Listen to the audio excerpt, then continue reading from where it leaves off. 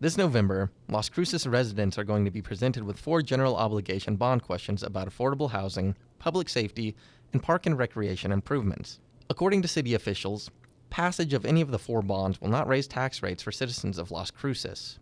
Natalie Green, Housing and Neighborhood Services Manager at the City of Las Cruces, shared why the bond questions are needed.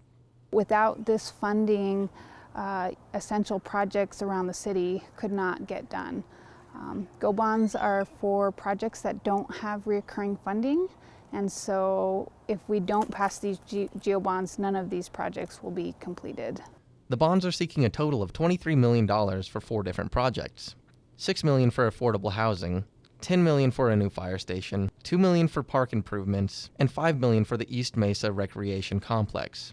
According to a report by the New Mexico Mortgage Finance Authority, over 40% of New Mexico renters pay over 30% of their income on housing costs, and the burden gets worse for those in lower income brackets. City officials say there is a massive shortage of affordable housing units.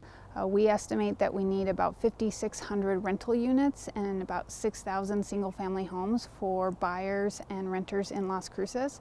And so this GO bond for affordable housing would help us build anywhere from 175 to 300 units. And so it's a start.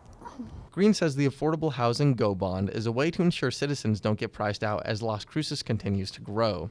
We just want to ensure that we're planning for the future and that we're not displacing our current residents and they have housing choice in Las Cruces, regardless of their income. Another bond question before voters aims to improve city parks. Director of Parks and Recreation, Sonia Delgado, says voters can approve a bond question that may improve the standard of living for residents. It's important because individuals in the community utilize these parks for their health, well-being, places to bring their families together, places to learn who your neighbors are, and just enjoy community involvement. Proposed improvements to the parks include playground equipment, additional shade and seating, restroom upgrades, trail repair, solar lights, and more. I think the biggest benefit for GO Bond 22 with regards to Parks and Recreation is that it will raise the level of service.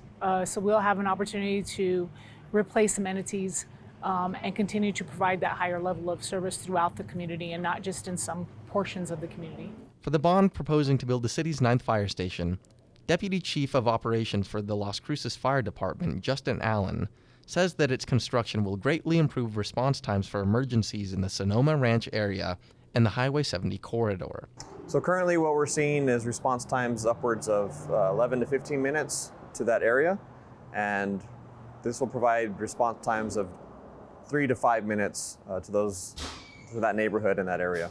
Should the bond pass, the additional station will hire 12 more personnel to staff the station on a 24-hour basis and help ease the burden on other stations, improving public safety in the city as a whole.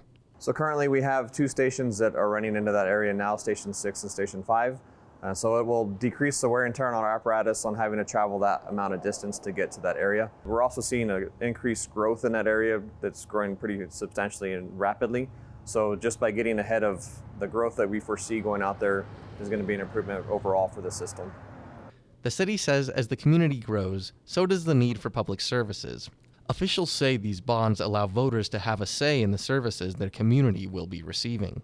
Absentee and early voting begin October 11th, and November 8th is Election Day. Voters can request an absentee ballot through the county clerk or the Secretary of State's website. For KRWG Public Media, I'm Johnny Coker.